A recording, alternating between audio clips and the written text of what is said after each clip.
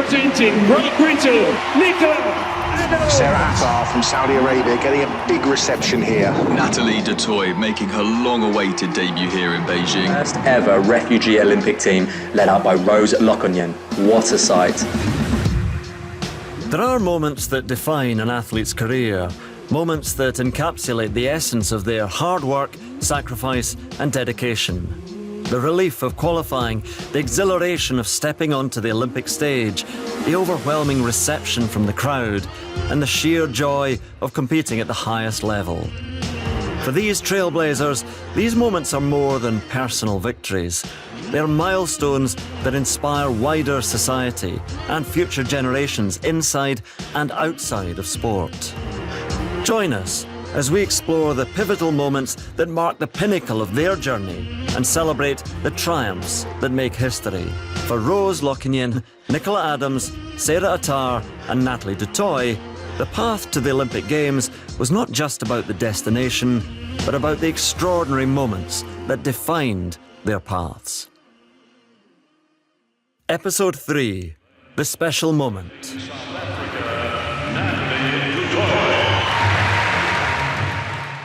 For every success, there are countless setbacks and near misses that test the resolve of even the most determined athletes. For Natalie Toit, her journey to Olympic glory was marked by more than most.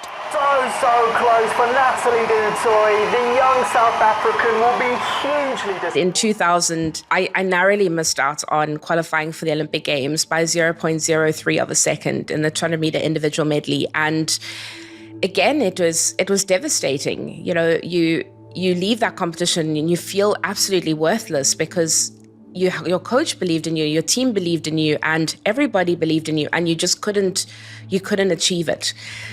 And I just remember coming home and feeling like, you know, do I carry on swimming? It took me more than a year to actually believe that it's possible that I might qualify for an Olympic Games, because everybody says, but you're only 16, you have so many years ahead, you know, so many Olympics still to go.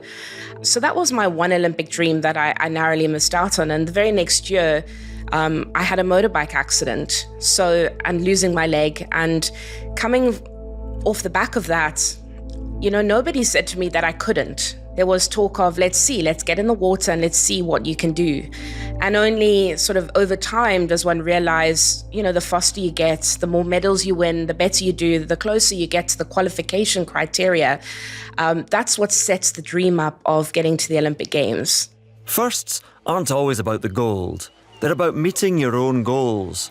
And for Natalie, going way beyond them. In the interim, I was a distance swimmer, so I carried on swimming in the able-bodied events as well. So that would be the 200 freestyle, the 400 freestyle, the 800 freestyle, and the 1500 freestyle. And obviously, losing all my muscle and all the training that I'd done, I had to build all of that up again. And so I would take part in the able-bodied events as well. So the 800-meter freestyle is the longest race. And there was always a hope that one day I would qualify, because my time started improving by a lot quite rapidly. And with that, this dream, this possible, you know, we can maybe go to the Olympics. But it wasn't until the 10-kilometer came in 2008 that, you know, it actually was like, hang on, it's actually within reach. And so this was the perfect thing to do. One of the coaches actually came up to me, an old coach, and she said to me that the 10-kilometer would be the best event for me to qualify for the Olympic Games. And so that became the next story. That became the moment we realized that actually the Olympics might be a possibility. And it was an interesting thing because it was one sentence, and that was, well, Natalie, if you don't believe it, then we just wash our hands and we walk away. But if you really want to do it, now's the chance. Now's the time. You're not going to get this again. And that was the moment I think everything changed. Much like Natalie, it was the inclusion of a new event at the Olympics, albeit 4 years later at Olympic Games London 2012, that helped realise the dreams of Nicola Adams. It was in 2010, and I remember turning the TV on and just seeing it come up like, yes, women's boxing is going to be an Olympic sport.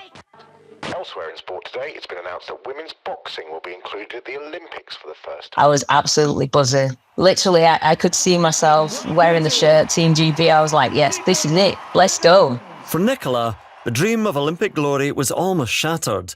While hastily packing for a competition, she tripped over her wrist wraps, which were hanging from her kit bag, falling heavily and severely injuring her back. In 2010, I actually had a serious back injury. It was the same time as the Olympics was being announced that it was going to be an Olympic sport. And at the time, I was bedbound for 3 months, and it took me pretty much almost a year to get back into fighting strength. It was one of the hardest things that I've ever done in my life. Just being able to get back up walking and not being in pain, where I learned about setting goals for myself and being able to see those goals and tick them off. It just really helped me a lot. Nicola found lessons in the pain and anguish of dealing with one of the most serious injuries of her career. In her prime, with women's boxing finally given an opportunity to shine, she would have less than a year to get fighting fit for the biggest moment of her life. We went away for a tournament/training camp in Crete, and I wasn't meant to be even fighting at the time. I was just training and sparring, and the coaches saw me spar the European champion, and I said, "Oh, do you want to just try this tournament and just see how you get on?" So I was like, "Yeah, why not?" Seemed like a pretty easy tournament. There wasn't too many hard countries there to go up against. And we got to the next day, did the weigh-in, and Russia rolled up with their world champions and European champions. I was like, oh great, this is all I need for my first tournament back. And I just remember thinking, well, I've got to do it. This is it. This is my chance now. This is my shot to prove myself. And after the weigh-in, we did the draw. And I saw the coaches, and they were like, yeah, you've got the Russian. I was like, great. Oh, of course I've got the Russian. First fight. And it was a tough fight, but I managed to win by 1 point. So that was good because she was ranked number 1 in the world at the time. And then I went on to beat the European champion in the finals, and then just take home the best boxer of the tournament trophy as well to put a little bit of icing on the cake. After beating the world champion in the tournament in Crete, Nicola went from strength to strength. But with this being the first time women's boxing would appear at the Olympic Games, the competition to qualify was going to be tough. When it came to qualifying for the Olympics, it was really tough because there was only 3 women's weight divisions, 51 kilos, 60 kilos and 75 kilos. So you had people either coming down in weight, like champions coming down in weight, and champions coming up in weight, which made it so difficult. Every single fight you were fighting either a European champion or a Pan Am Games champion or a world champion. It was tough. It was really tough. Also competing at London 2012, Sarah Attar's life was about to change forever. She was about to make history. The official invitation came in a letter. Yeah, because didn't have my qualifying time to get me into the Olympics. The IOC has certain clauses that allow them to invite athletes for countries that might not have qualified athletes for an exact situation like this to boost participation, to kind of make these important firsts, right? And something I didn't even know that was a thing when I was being considered. So that's why I thought they would see my times, see that I wasn't qualified, and then that would be it. But sure enough, it kind of kept progressing. And so that official letter and that official invite from the IOC to participate in the London Olympics came just about a month and a half before the opening ceremony. With less than 2 months to go before the Olympics of 2012, the magnitude of the situation couldn't be missed. It definitely was a big deal to me that not only was this the first year that Saudi Arabia was sending female athletes to the Olympics, but that it was the first year that all countries had female representation. And that, even just saying that sometimes is still crazy to me to think that I played a role in that. I think even at some point, while we were in London, we would get kind of the papers and stuff while we were there. And I think at one point, London 2012 was called the Women's Olympics. And so I definitely was aware that that this was really significant, even outside of just Saudi Arabia sending women, but that played a role in even a bigger first that was really significant. 4 years later, in the Ngong Hills of Kenya, Rose Lokonyen had also scaled a mountain of challenges. From fleeing war to learning a new language and running shoeless on the hot, dry plains of the refugee camp, she had made it all the way to the Tegla Larupe Sports Training Centre and, potentially, onto the first ever refugee Olympic team. Now, after months of hard work, she was finally going to hear if it had all been worth it. We did our last trials that makes you either to go or not to go. There is a hall whereby we have to listen for our results. So we are all listening to our names. So and so, so and so, so and so, so and so, and that's it. Only 5 people. When I heard my name, Rose Nadike, I was like, what? It was unbelievable because I couldn't imagine making to the team. Because we are so many and we compete. I thank God I qualified. That tears of joy. I feel like it was like a dream come true because you have worked hard for it. And then I didn't know I could qualify to go to the Olympic Games. I think for me, I call it's a great achievement for me. Because after then, I was so excited. And I say, oh, thank you, God. I made it to the team. After hearing the life-changing news that she had qualified for the refugee Olympic team, it wasn't long before she was on the plane to Brazil, an experience that once again would change her life. I remember landed into Rio at the airport. I met so many different people and so many journalists. They have to interview right on time. And you don't know what to say. Oh, how do you feel coming to the Olympic Games? How did it happen? You know how they ask. And it was just unbelievable when we met in a Brazil. All the refugees or all the athletes, we have to meet with the team. And then I was like, okay, we have to wear a different uniform written with the names and you will know this is Kenya team, this is Brazil team, this is Jamaica team. And that was the first time. Something that you have never been thought of. I'll be someone great in the future. A few days later, on the eve of the opening ceremony, Rose and her roommate, intrigued by what lay ahead, looked at the footage of past games. I and my friend, we watched the opening ceremony, let's say the last summer ceremony for the Olympic Games. The Olympic Games London 2012, where Nicola Adams and Sarah Attar were walking out to cheering crowds. Heading into the opening ceremony was really cool. So you line up with your team, your country, kind of outside the stadium. So it was just it was really cool to just see how it all worked, right? I had never even attended an Olympic opening ceremony before. So getting to attend my first one by participating in it was really incredible. And you kind of line up and it's really fun. It's kind of super playful and everyone's there's that anticipation. I know people were taking photos with us because people were aware of the story and kind of what's going on. So people were excited about that. And then as you get closer to the stadium, I have a few videos from this point because it got so cool. You're kind of in this big concrete tunnel heading into the stadium and you can start to hear what's going on in the stadium. And then there's also the teams kind of are chanting and there's cool, just really cool excitement, really cool energy. Everyone's got good spirits about what they're doing. So the opening ceremony was really special. My dad actually got to be there with me for it, which I feel is a really unique and super special thing we got to share together. The Olympic opening ceremony is a crazy time. You just walk into this arena and you just see all these crowds of people just cheering and waving. You see all the other countries. It's just an unreal moment. You never hear a crowd like it. I don't even know how to put it in words. It's awesome. It was so cool for us, to be able to enter, and we kind of planned it so that, we would enter as, the men's team, and then we were kind of the, next moment.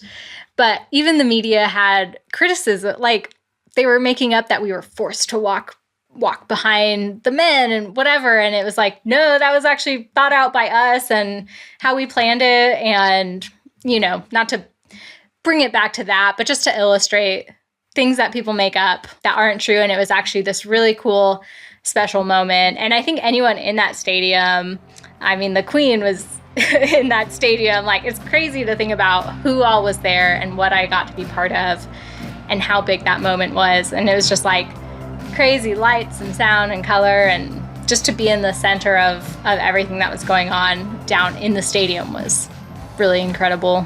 I tell my friend, I can't do that because how will I carry the flag entering into the stadium, being the first person and holding the flag? Is it not heavy? We just discussed, I and my friend, and like, I can't do too. This is kind of weird. And then after some few minutes, we had the knock from our door. Hey, we are having a meeting tomorrow. Is our opening ceremony and such kind of. Did you guys watch the opening ceremony? We say yes. So that is how we're gonna march into the stadium tomorrow at evening time. Okay? All right. So we are going to wear the suit, written Refugee Olympic Team. By that time, it was ROT. In short, ROT. So this is what we are going to wear, and we have to do this A, B, C, D. We say, okay. And then our flag bearer is going to be Rose Navike Lokonyen. I said, what? Me? How? I don't know. Can someone just explain to me how will it go? Then they have to explain it to me. This is how you hold the flag? I alone? They say, yes. Will I be with someone that accompany me? They say, the team will be there, but they will be behind you. You will be the first person to go first. And then I was like, oh gosh, how? They say, don't worry. You will follow the people there. Okay, all right, let's go. I have to carry the flag. We are the second last to the host community, like the Brazilian. So I have to march to the Maracanã Stadium. I was so nervous, but once they said the Refugee Olympic team, and we marched into the Maracanã Stadium, the whole stadium was cheering for us, including the president. We feel that joy. I was so overwhelmed by the cheering from the president and all the people. When they hear the Refugee Olympic team, they just cheer for us. And, it was first in history for the refugee to participate in the Olympic Games. It was so amazing. And that was the opening ceremony before even we compete. Defining moments like these extend beyond the podium. A standing ovation from 80,000 people welcoming the first refugee Olympic team was not only a special moment for Rose, but also perfectly encapsulated the spirit of the Olympic Games. 8 years earlier, Natalie Toit was set to become the first amputee swimmer to compete in the Olympic Games in a new event, the 10K marathon swim. In a 10K race, there is in 50-odd girls that race against one another. I think there were 52 or 53 in the race that I actually qualified. And with that, it's an open race. It is 4 laps of 2.5 kilometers. It is all of the girls trying to vie for the top 10 spots in the world to qualify for Olympic Games. And even though there's a whole river, lake, sea, some of us try and swim the shortest route possible. Sometimes you go around a buoy and you get an elbow, your goggles leak, or your cap comes off, or there's a host of things that really can go wrong in a race. And there was this possibility, because we were all firsts. It was the first time it would take place. It was the first time that, it was at the Olympics, and it was anybody's game. So you could go out there and just give absolutely everything. 30 seconds, ladies. 30 seconds to the start. I just remember the messaging before a race is always just clear your mind, just focus on what you're doing, and you've worked hard, you've done the work. There's nothing else you can change when you get up onto that starting pontoon. In open water, the pontoon is plastic bottles generally that are put together, so it floats on the water. And when all the girls stand up, it actually moves. So I had to be very careful not to fall in and get disqualified. So I sat right till the last minute, and just before the gun went off, I actually stood up and I dived in. And so there's a lot of nuances that take place within open water that doesn't happen within a swimming pool either. After years of hoping, dreaming, and overcoming what for many would be insurmountable challenges, it was finally Natalie's time to prove her mettle. Despite the loss of her leg, she was undeterred, ready to demonstrate her extraordinary resilience and skill. It was a most amazing moment because that swim was the most perfect swim. I didn't get hit, I didn't get kicked. Somehow on the third lap, I moved up from somewhere in the middle to, third, fourth, and we went round a buoy and we dropped a number of swimmers. And so the speed home wasn't 100% important, it was still 90%, but I was up there, and that was the perfect race. And so it was to try and stop others from passing you on the last bit. But it was just everything culminated in this dream, this 18 years, this losing a leg, starting to swim disabled, starting to swim able-bodied, getting into a 2-hour race and giving everything that you have and touching that touchpad. And we had done it. And it's very difficult to try and describe that moment. I was exhausted, I can say that. It took me a while. And I have stories. I have a story in that nobody believed that I was an amputee. So my manager actually tried to bring my leg to me to try and get out the water, but nobody would let her through. And nobody believed it. And eventually she sort of waved the leg around and they let her through with the leg. So then I could actually get up and walk out. Against all odds, Natalie's dream of making it to the Olympics was finally achieved. And with it, she changed attitudes around the world towards people with a disability. 4 years later, at London 2012, both Nicola Adams and Sarah Attar were also looking to make history. Sleepless nights or the perfect slumber, whether ritual or relaxation, the night before the race is a crucial part of the competition. But for Sarah, she had other issues at hand.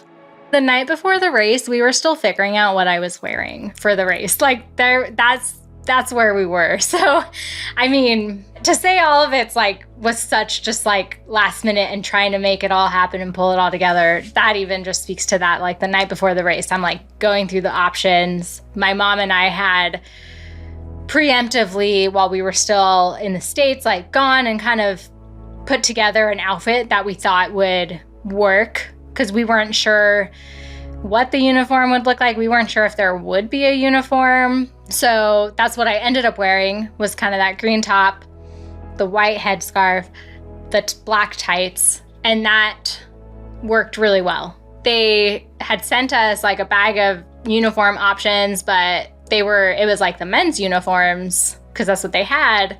They didn't have women's uniforms at the time. We did have these beautiful abayas for the opening ceremony. Those are really a special piece that we have. With her now iconic outfit selected, a symbol of her groundbreaking feat, Sarah stood in the Olympic Stadium in the heart of London, surrounded by 80,000 people.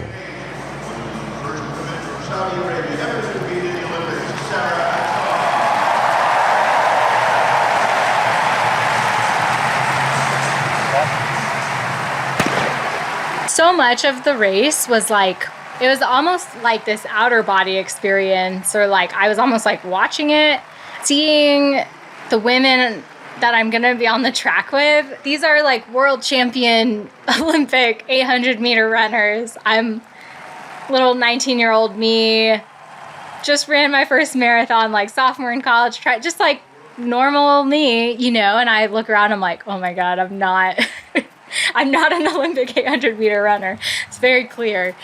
But I'm here, and what an honor to share this track and to have this opportunity to be here right now. Incredible. And it's hard to describe because it was so much, just so much sound, so much color, so much visual and auditory stimulus happening. And I still had this task at hand, right? I was just trying to do my best. And I think I came through that first lap. I think that was one of my fastest 400s I'd ever run at the time. And I just knew, the start of any race, you're kind of pulled, you're the energy, it's hard, that's, especially, when you get to I learned that in the marathon is don't go out too fast, hold your pace. But there was no way, I definitely went out faster, but I was also trying to just be pulled with the other runners. And I definitely, the second lap was more brutal since I went out faster than I meant to on that first lap. But I was still just trying to do my best. And what was also incredible, I did have that last straightaway to myself on the track, which ended up being so special and one of the best moments to come from that race. And one that I do remember more was just I had that last straightaway to myself, and I had the whole stadium of 80,000 people standing, cheering me in, standing ovation, everyone just like so on board and psyched because they knew what this moment meant. They knew what that last straightaway meant and what crossing that finish line meant. It didn't matter where I was. Like, I wasn't trying to be competitive. I was trying to be there. Participating was the key thing. And just getting to have that roar, that support from that stadium was incredible. Sarah never envisaged herself as a first on the world stage, yet that's what she became. A few days earlier, Nicola Adams, a home country hero, was witnessing the same crowd reaction as her London 2012 fights began. The sound in the arena when I came out was unreal. They actually said in the newspapers the next day that it was the same amount of noise as a jumbo jet taking off. I'd never heard a crowd louder than in there that day. It was really, really loud. It literally, every time they cheered, you could feel the vibration just go through your whole body. It was crazy. The electrifying atmosphere of the home crowd only added fuel to Nicola's fire, propelling her to the final. The culmination of years of hard work and relentless training had led her to a singular point in time, standing in London's Excel Exhibition Centre, across from her rival, waiting for the bell to ring, knowing she was about to give everything she had to win gold. I was really excited once I got to the finals and I saw that I got my wish. I'd been asking to face recount in the finals. I was literally, after every competition, I was talking to the interviewers and I was like, did recount get through? Because that's the person that I want to beat in the finals. We'd had such a back and forth. She beat me, I beat her, she beat me 10 weeks before the Olympic Games. And I was like, right, this is where I want to set the record straight. Now I want to be the number one. Every punch, every bob and weave brought her closer to the ultimate prize. The intensity of the fight was a true test of her skill and determination. With unwavering focus and relentless drive, Nicola delivered a performance that would secure her place in history. As the final bell rang, the realisation of her triumph began to set in. After I won the Olympic final, I was just absolutely blown away. It was like all the hard work over the years trying to get women's boxing into the Olympics, to then have my hand raised and they say, you are an Olympic gold medalist. I was just like, wow, completely just could not believe it. I'd made history at the same time. It's definitely a moment that I'll never forget. In the next episode of The Green Room, Bigger Questions, we explore the aftermath of our firsts and the ripples they create. This is what makes me who I am now, and I have to represent the people around the world. I could definitely feel the pressure of lifting women's boxing up. There is something about everything coming together well. That is what the Olympics is all about. To listen to more episodes of this series, or to find regular episodes of The Green Room, where we explore the topics that matter most in business, search The Green Room by Deloitte, wherever you get your podcasts, or find us on YouTube at Deloitte UK.